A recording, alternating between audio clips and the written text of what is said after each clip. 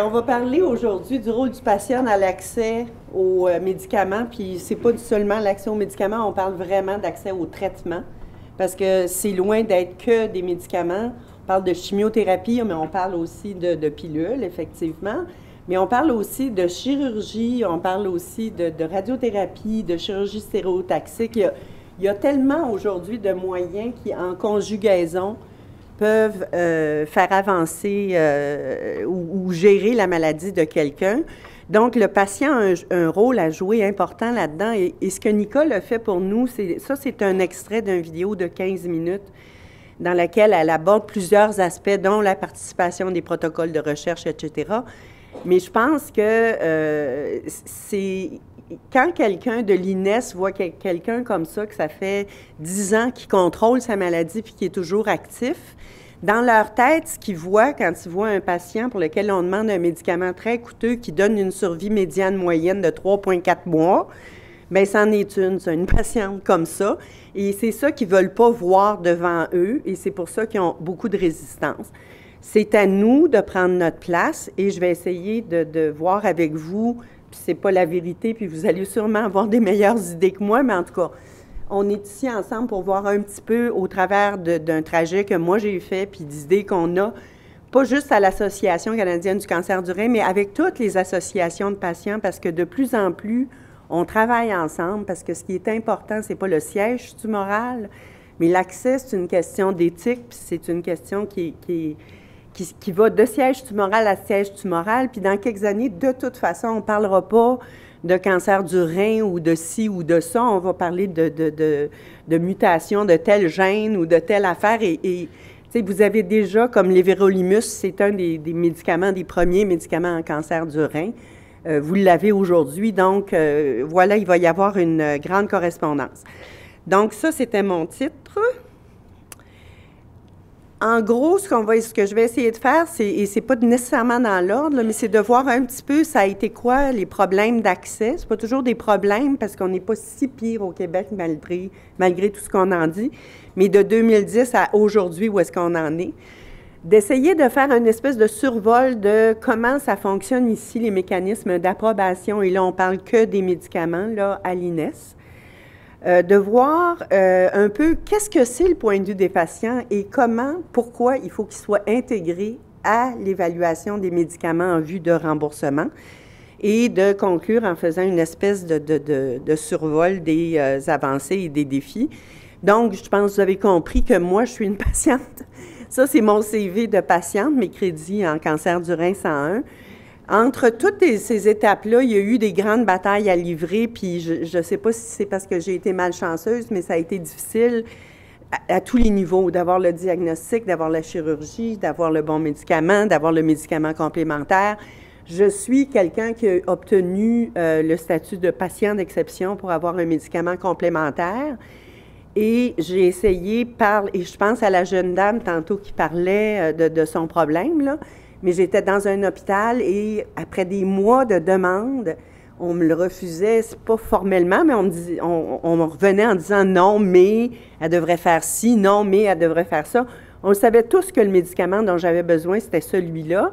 Au bout de plusieurs mois, je me suis tannée, je suis allée voir dans un centre universitaire important.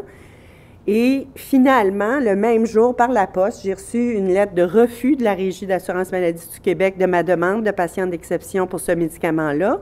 Puis dans une autre enveloppe, il y avait une autre lettre de la Régie de l'assurance médicaments du Québec qui m'acceptait pour le même médicament par le biais d'un hôpital universitaire.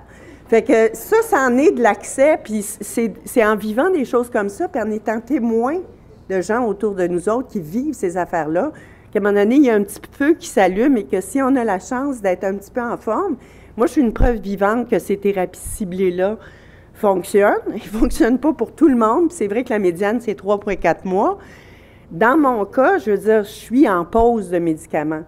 Quand on regarde à l'extérieur du Canada, puis c'est pas encore dans les recherches, là, dans les données cliniques que l'INES peut regarder bien assis autour d'une table, mais moi, je sais, parce qu'on se promène qu'en France, il y a des cas qui sont à rémission. Maintenant que ces médicaments-là sont là, dont certains, celui que je prenais, là, le Sutent, est là depuis maintenant presque 7 ans, On est arrivé à peaufiner les dosages, mais surtout la posologie, comment on l'administre, comment on gère les pauses, comment on gère les effets secondaires, comment on complémente aussi cette thérapie ciblée-là, qui, par exemple, n'est pas nécessairement efficace au niveau des métastases osseuses. T'sais.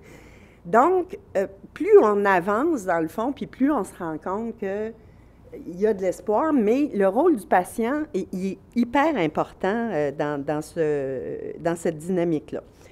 Donc, je vais juste faire une note importante. À chaque fois que je parle de patient, ça veut dire soit un patient, soit de la famille d'un patient ou un proche aidant, parce que c'est bien évident que l'expérience d'un cancer, c'est pas juste le patient qui la vit.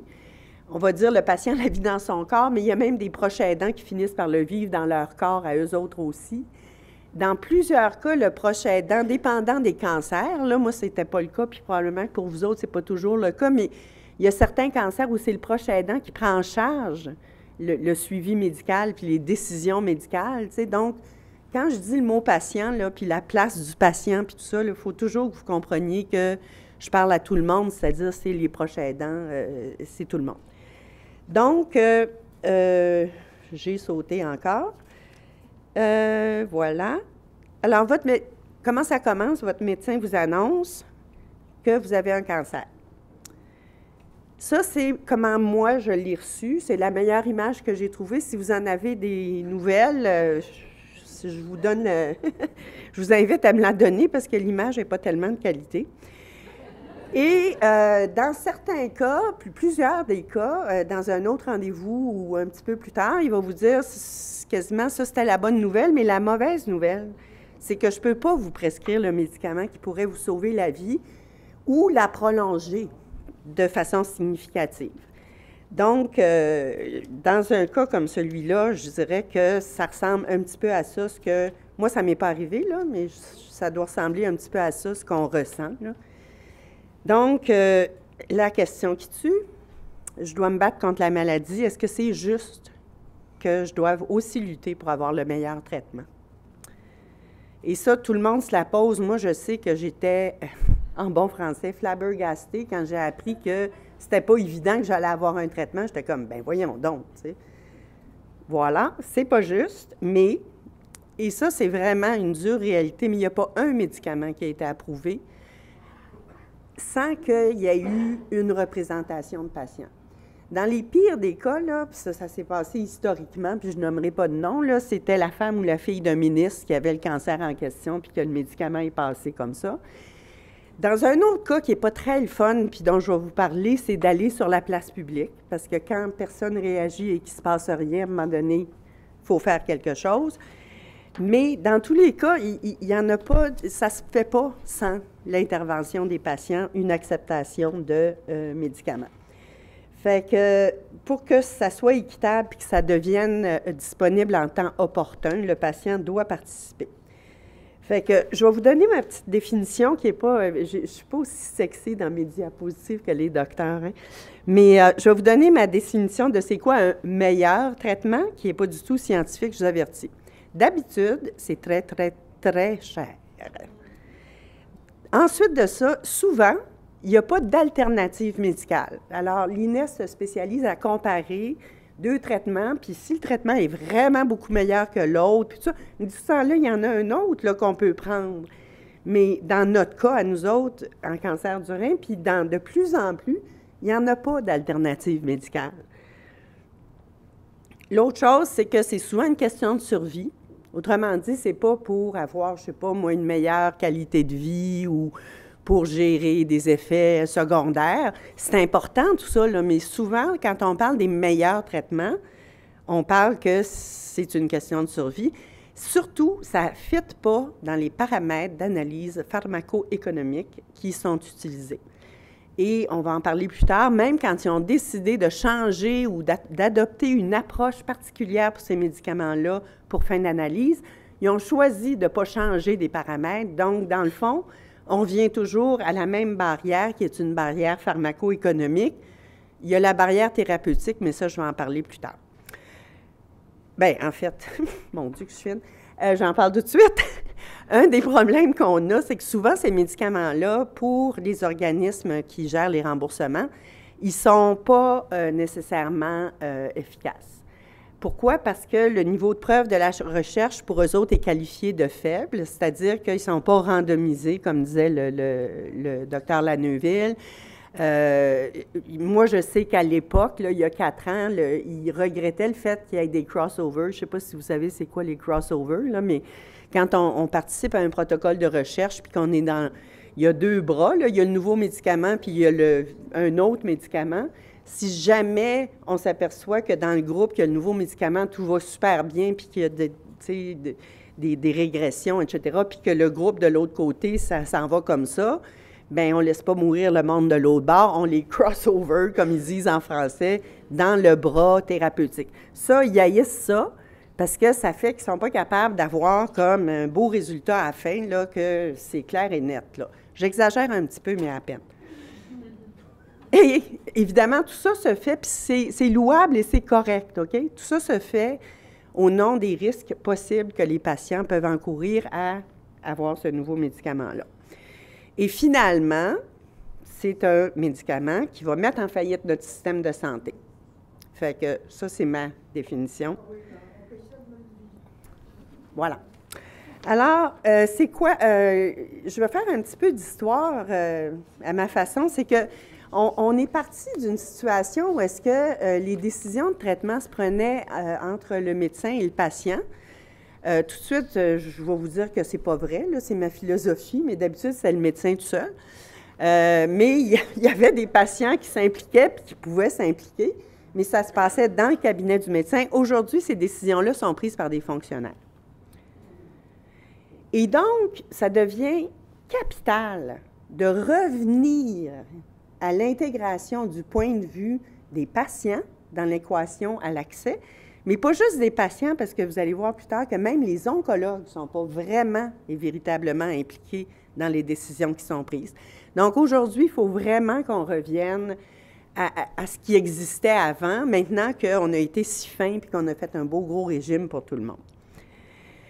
Alors, j'en arrive un petit peu au vif de mon histoire. Ça a commencé en octobre 2010, puis il y a un médecin qui s'appelle Normand Blais qui a écrit une lettre d'opinion à la presse dans laquelle, qui s'appelait « Privé du meilleur ». Donc, on parle des meilleurs traitements.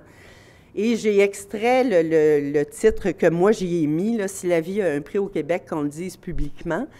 C'était dans le texte de sa lettre. Et je dirais que ça a comme mis le feu aux poudres parce que pour une fois, quelqu'un disait clairement qu'est-ce qui était en train de se passer parce que ça faisait depuis 2005, alors qu'avant le 2005, le Québec était un leader en termes d'acceptation de traitement en oncologie. On était devenu quasiment la dernière province. On commençait à tout refuser. Donc, ce qu'il disait dans son article, outre ça, dans le fond, c'est qu'il soulevait un problème éthique. Tantôt, quelqu'un en a parlé que les oncologues avaient, c'est que est-ce qu'un médecin doit informer un patient qu'il y en a un traitement qui pourrait soit le guérir ou soit assurer une survie prolongée quand il sait qu'il ne peut pas lui prescrire, quand il sait que le patient ne peut pas l'avoir. Fait que je sais pas, moi, je me disais, idéalement, j'aurais aimé ça avoir un vote secret dans la salle. Moi, je suis très sondage, tu sais. Y en a-tu des patients qui préféreraient ne pas le savoir? En tout cas, moi, je vais lever ma main tout de suite. Là, moi, je veux le savoir. Si je ne peux pas l'avoir, bien, au moins, j'ai le choix de me battre. Si je ne sais pas qu'il existe, bien, je ne pourrai jamais me battre. Donc, moi, c'est ma réponse à moi. C'est la réponse de plusieurs patients aussi, parce qu'on en fait des sondages à ce niveau-là, là. Mais c'est le genre de problème avec lequel doivent dealer nos oncologues. Et c'est pas facile, parce que quand tu sens que tu as le patient devant toi, puis dans le fond, qui ne veut pas savoir, qui ne veut pas participer, tu ne vas pas sortir de ton chemin pour aller lui dire, bien, regarde, il y en a un médicament, mais tu ne peux pas l'avoir. Je pense que c'est pas tentant, trop, tu sais. Donc, dans cet article-là aussi, ce qui soulevait le docteur Blais, qui était super important, c'était le rôle important des associations de patients dans l'accès. Et lui, ses patients étaient du cancer du poumon. Et le cancer du poumon, bien, on sait tous que c'est de leur faute parce qu'ils ont fumé. c'est pas sexy, tu es tellement malade que oublie ça d'avoir une association puis des patients qui vont venir parler, là, je veux dire, ils sont un peu sur le tapis. Donc, c'est un petit peu à partir de ça que nous autres, on a choisi de s'impliquer parce que maintenant que ça faisait quelques années qu'on avait notre thérapie ciblée, en fait, on en avait une sur 4 qui était approuvée par Santé Canada. Il y avait 4 traitements disponibles au Canada, mais il y en avait juste un qui était remboursé au Québec. Mais c'est pas grave, en tout cas, dans mon cas, ça marchait, ça m'a permis d'avancer et de m'impliquer dans cette campagne-là. Et on s'est impliqué pas seulement pour le cancer du rein, on s'est impliqué pour tous les cancers, je dirais rares, parce que on gère le cancer surtout par grand cancer, tu sais, sein, excusez-moi, je fais toujours le sein, prostate, tu sais, il y a des colorectal, etc. Mais quand on arrive aux plus petits cancers, je veux dire, il n'y en a pas vraiment de ligne directrice, puis c'est pas si clair, et c'était les plus sous-financés. C'était ces cancers-là qui recevaient aucun traitement, dans le fond. Les traitements étaient à peu près tous refusés. Donc, on a décidé de s'impliquer. Et ça s'est passé un petit peu comme ça. Il y a des oncologues qui, suite à l'article, se sont joints au mouvement. En novembre, nous, on s'est joints aussi. Et c'était la première fois, parce que ça a été vraiment partout, là, tu sais, dans les journaux, à la télévision, à la radio. C'est la première fois que c'était exposé au grand public, cette problématique-là. Puis en décembre, la coalition Priorité Cancer s'est impliquée. Ça fait que c'est difficile de tenir la route avec des actions comme celle-là, mais comme ça allait s'épuiser un petit peu, on a eu des forces nouvelles. Et le phénomène médiatique a été tel que le ministre de la Santé de l'époque a fini par déclarer à la télévision que, bien, on les a, les moyens de payer ces médicaments-là. Il n'y en a pas de problème. Tu sais, on parle juste de quelques patients. C'est pas beaucoup de monde. Il n'y en a pas de problème. La valeur thérapeutique domine. Ça a été filmé. Malheureusement, j'y ai pas accès. Donc, je poursuis. En janvier 2011, on a rencontré le ministre. Alors, juste pour vous donner une idée de comment on travaille, puis toutes les associations font à peu près ça, quand on fait des rencontres comme ça importantes, que ce soit avec des ministres ou des journalistes, on y va toujours à 3, c'est-à-dire un oncologue, un patient et un représentant de l'association. Donc, c'est à 3 finalement, c'est d'avoir les 3 points de vue. Et donc, on est allé rencontrer le ministre en janvier. Et il n'a pas, évidemment, renversé les décisions qui avaient été négatives. Par contre, on est ressorti de là avec des promesses. Fait que les promesses, c'était un petit peu les suivantes. Ça a été assez tumultueux comme rencontre. Donc, dans les promesses, il y avait la première qui était d'en arriver à ce que les membres du CEPO... Alors, savez-vous c'est quoi le CEPO? C'est le Comité d'évolution des pratiques en oncologie. Vous allez le voir plus tard, là, mais au Conseil du médicament à l'époque, puis à l'INES encore aujourd'hui, il n'y en a pas d'oncologue sur le comité d'évaluation. Alors, c'est des pharmaciens, des généralistes, des interventionnistes d'urgence, des psychologues, des citoyens, pas des patients, là, des citoyens. Il y a beaucoup de médecins, des gens qui soignent l'arthrite, en tout cas, ils sont, mettons, 16 ou 18, là, mais je veux dire, il n'y en a pas un oncologue là-dedans.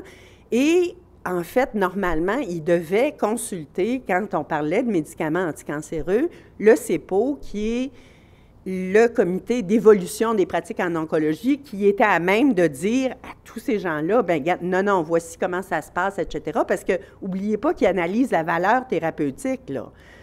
Sauf que dans la vraie vie, ils ne consultaient pas tout le temps, ils consultaient quand ils voulaient et que, quoi que le CEPO dise, ils faisaient ce qu'ils voulaient.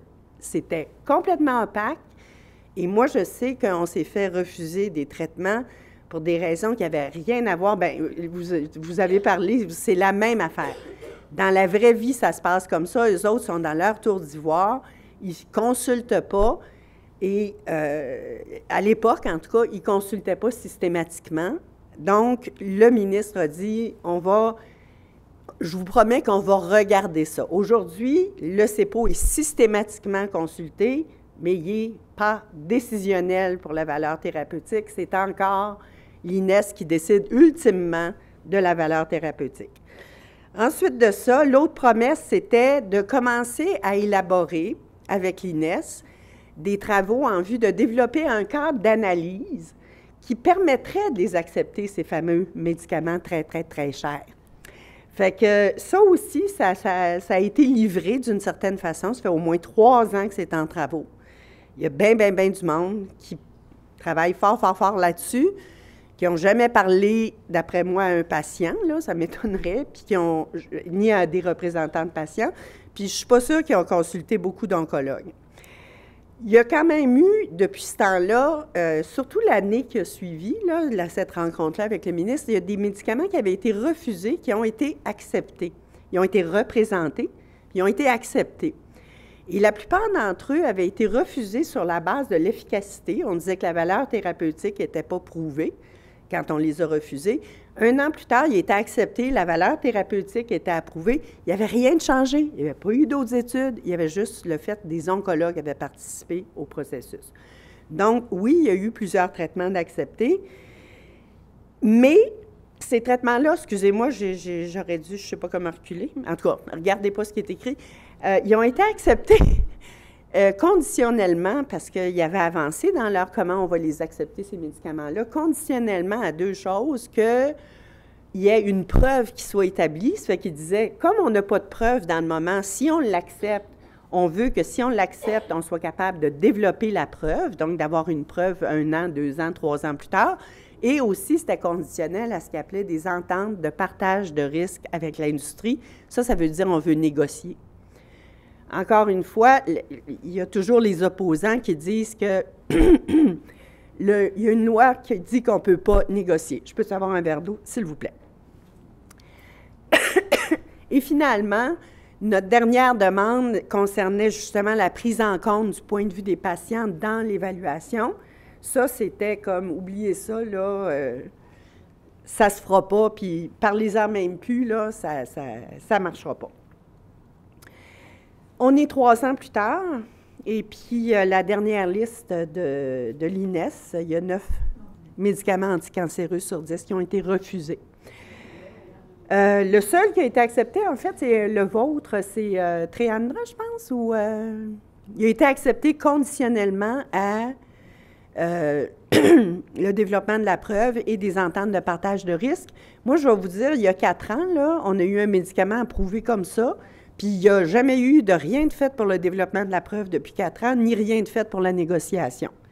Fait que, où est-ce que je peux mettre ça sans que ça tombe? Je vais le mettre par terre.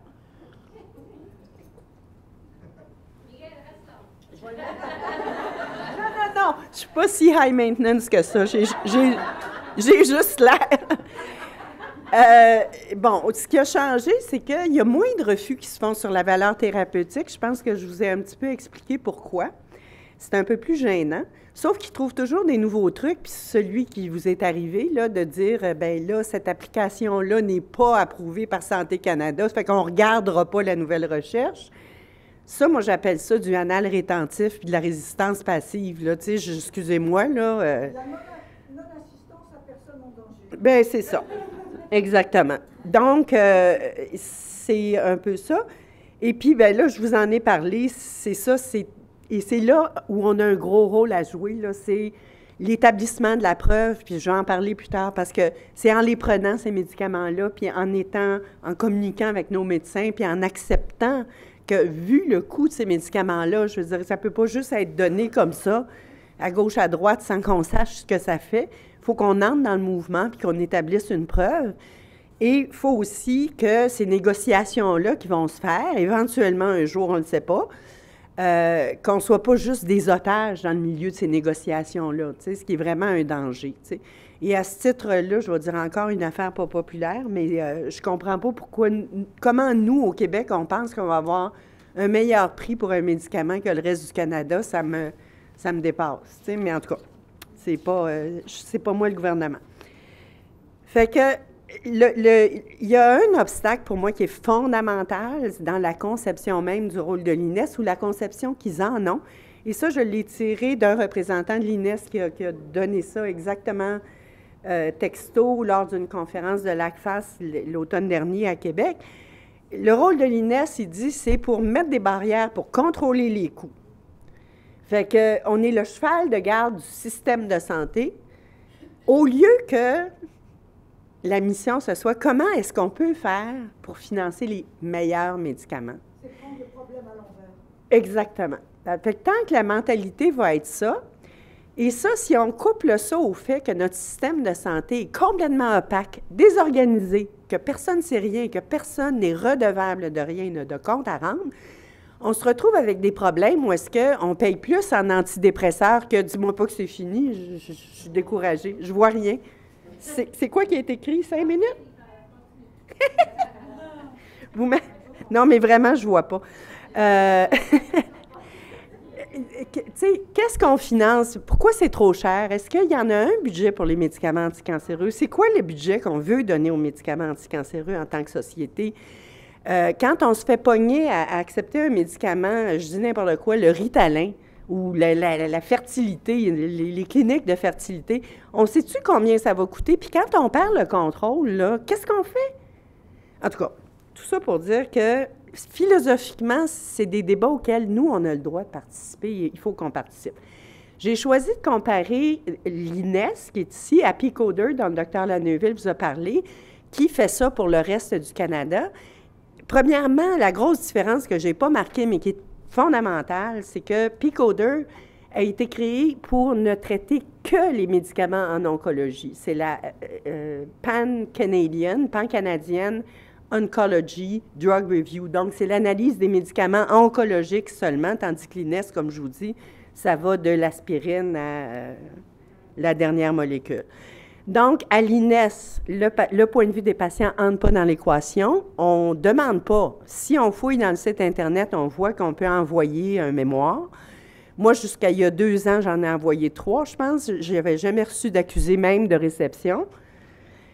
Au P-Coder, c'est, oui, ils veulent des mémoires d'association de patients. Ils les demandent, mais en plus, ils t'avertissent avant pour que tu aies le temps de te préparer. À l'INES, il n'y a toujours pas d'oncologue dans le comité scientifique d'évaluation. À P-Coder, évidemment, il y a 16 personnes, il y a 50 d'oncologues, puis les autres, c'est pas que c'est des médecins de toutes sortes de catégories, là. Il y a 2 patients, il y a des avocats, il y a un avocat, pharmacien, pharmacoéconomie, mais je veux dire, il y a l'équipe complète du spectre pour vraiment faire le tour d'un médicament. Il n'y a évidemment pas de patients à l'INES. Ils ont choisi d'avoir des citoyens. Alors, c'est quoi des citoyens? Pour moi, c'est des payeurs de taxes. Et c'est des gens qui vont dire « Hein, 100 000 $ pour un médicament par année! » Ils sont complètement fous pour du monde qui sont mourants. Parce qu'en plus de ça, quand ils ont fait leur fameux cadre d'analyse, je l'avais la diapositive, je ne sais pas où est-ce qu'elle est passée, mais ils ont appelé ça le machin de l'accès au meilleur traitement, machin, dans un contexte de fin de vie. Là, je fais, ben, c'est extraordinaire. Un contexte de fin de vie, c'est pas ça. Tu vas mourir si tu ne l'as pas. C'est pas que tu es en train de mourir. Bon. À P-Coder, il y a 2 patients dans le comité. À l'INES, comme je vous disais, il n'y a pas de compte-rendu de ce qu'on a pu présenter comme association de patients. À P-Coder, ce qui a été soumis par l'association de patients est vraiment fait partie du processus d'évaluation. Il n'y a pas de possibilité de rétroaction. Autrement dit, l'INES rend sa décision publique, puis c'est tout. On l'apprend dans les journaux comme tout le monde, ou si on est abonné au site, on le reçoit. À P-Coder, avant, ils font une recommandation préliminaire, ils l'envoient aux associations de patients qui ont une possibilité de réintervenir. C'est ce qu'on appelle une rétroaction. Et finalement, l'INES manque d'informations. On n'en a pas encore de registre au Québec. Ça fait que quand ils disent que ça va coûter cher, ils ne savent pas. Parce qu'ils ne savent pas il y a combien de patients par type de cancer qui reçoivent combien de thérapies, etc. Tandis que P-Coder a des décisions qui sont plus informées. Donc, on parle fondamentalement d'un processus qui est complètement opaque et un processus qui est transparent. Donc, c'est quoi? Excusez, je vais vite, parce que je ne sais pas qu'est-ce qu'elle m'a dit, là, mais je pourrais regarder l'heure, ce serait plus facile. J'ai 5 minutes. Mon Dieu, qu'est-ce que je vais faire? OK, je vais passer celle-là. je vais vous donner des exemples de ce que les gens qui étudient ces médicaments-là ont besoin de savoir. C'est quoi la valeur? Quand on reçoit un diagnostic de cancer et qu'on vit avec un cancer, puis qu'on est en traitement, puis qu'on progresse, puis qu'on y revient, etc., personne d'entre nous aurait pensé, même passé au travers. C'est pour ça que je vous ai montré Nicole. Je veux dire, ça n'a rien à voir, la vie n'est plus pareille, les valeurs sont différentes. Ces valeurs-là, nos oncologues les connaissent. Eux autres, ils n'ont aucune idée, puis ils ne veulent pas le savoir. Mais c'est quoi, c'est la valeur qu'on attribue, nous autres, à la durée de survie? C'est quoi notre définition de la qualité de vie? C'est quoi notre ouverture à la présence et à la gestion d'effets secondaires? Parce que c'est vrai que c'est des nouveaux traitements. C'est quoi notre ouverture puis à la présence et à la gestion du risque? Parce que oui, il y en a un risque. Mais moi, je vous dirais que j'en connais bien des patients qui, en sachant qu'il y avait peut-être un risque, comme il n'y avait aucune autre alternative, ils étaient prêts à l'accepter. Et notre point de vue sur les alternatives, parce que souvent, ils vont dire, bien, ils peuvent prendre ça. Mais je veux dire, tu sais, peut-être qu'on ne peut pas le prendre, ça, justement. Et toutes les conséquences familiales, psychologiques, etc. Ça, je vais sauter, mais c'était juste un exemple d'un sondage qu'on a fait, nous autres, auprès de nos patients pour savoir combien étaient ouverts à ces risques-là. Alors, on n'est pas seul dans notre lutte et notre combat si on se met à parler. On a des alliés. Le point de vue de nos oncologues, ça, c'est la première affaire. C'est eux qui ont une véritable expertise. C'est eux qui sont capables de savoir et de faire que le bon médicament aille au bon patient et au bon moment. Parce que ce n'est pas juste qu'il soit accepté. C'est dans cette équation-là que réside la bonne médecine puis la bonne gestion de notre système de santé. Et c'est comme ça que nous et eux, en les prenant, ces médicaments-là, on va finir par l'établir, la fameuse preuve. J'avais un petit quelque chose de le fun à vous dire là-dessus, mais je pense que je vais laisser faire. L'autre dimension, c'est que l'industrie aussi, c'est nos partenaires là-dedans. Entre autres, parce que c'est par eux que passe l'accès aux médicaments. On a parlé, Dr. Johnson, je suis super contente, quand c'est bien rare que quelqu'un parle de prix. et c'est vrai qu'ils sont très, très, très, très chers et trop chers.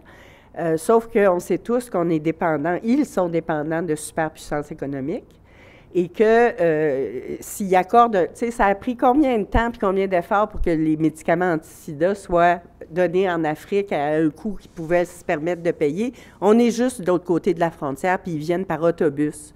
Fait qu'ils ont un gros problème, mais même à ça, on a un mot à dire aussi aux pharmaceutiques, c'est parce que tantôt, monsieur posait la question sur les fameuses thérapies ciblées, puis on a fini par se parler, puis je comprenais ce qu'il disait, c'est que, mettons, mettons que ça peut coûter 70 000, 100 000 $ par année, puis tu prends ça pour le reste de ta vie, tu sais.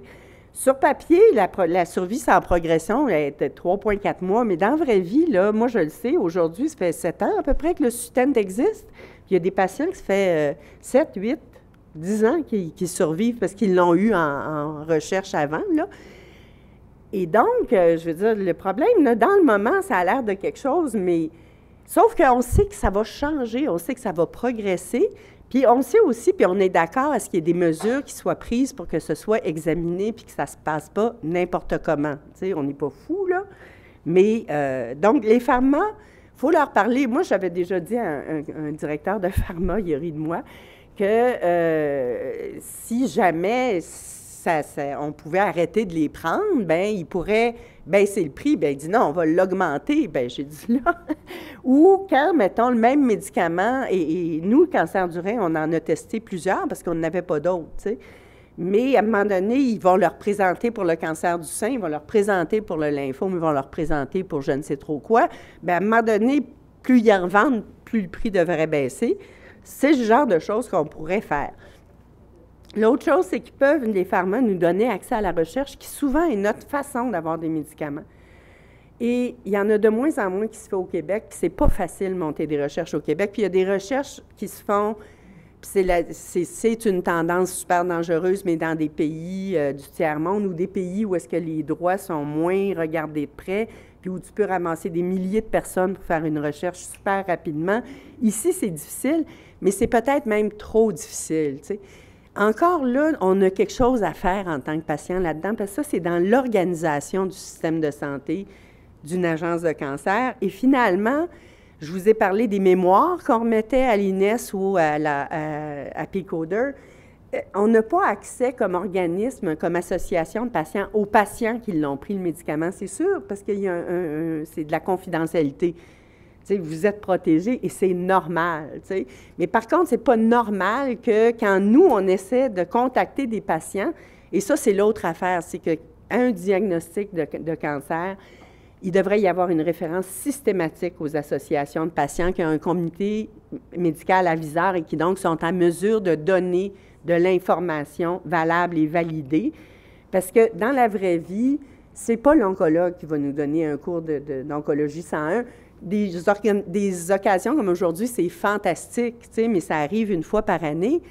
Vous pouvez les visionner sur vidéo, mais je veux dire, l'association peut vraiment comme servir de dépositaire puis de transmetteur de ces connaissances-là. Donc, l'accès aux patients qui ont suivi le protocole pour avoir leur expérience patient, parce que sinon, qu'est-ce que vous voulez qu'on dise, c'est dans nos mémoires. Donc, finalement, et pour conclure, je pense que ça va être ça, c'est au niveau individuel qu'on a quelque chose à faire, c'est-à-dire d'être soigné soit autant que possible dans un centre reconnu pour notre type de cancer ou qui est en lien avec un tel centre, avec un médecin qui n'a pas peur de donner des références ou de demander une deuxième opinion, de s'informer sur la maladie, les traitements, de se prendre en charge. La médecine participative, c'est pas pour tout le monde, puis c'est pas vous n'êtes pas fin parce que vous voulez pas le faire, puis vous voulez que votre docteur prenne tout. Mais si vous participez, je veux dire, ça commence à sortir en recherche, on a des meilleures chances, on a une meilleure façon de vivre nos soins, en tout cas, à tout le moins. L'observance, puis ça, c'est moins pour vous autres, mais je veux dire, quand on va en arriver à une affaire de thérapie ciblée, là, qu'on prend tout chez nous, là, moi, j'ai entendu un oncologue dire qu'il ne voulait pas les prescrire parce que les patients les jetaient aux poubelles parce qu'il y avait des effets secondaires.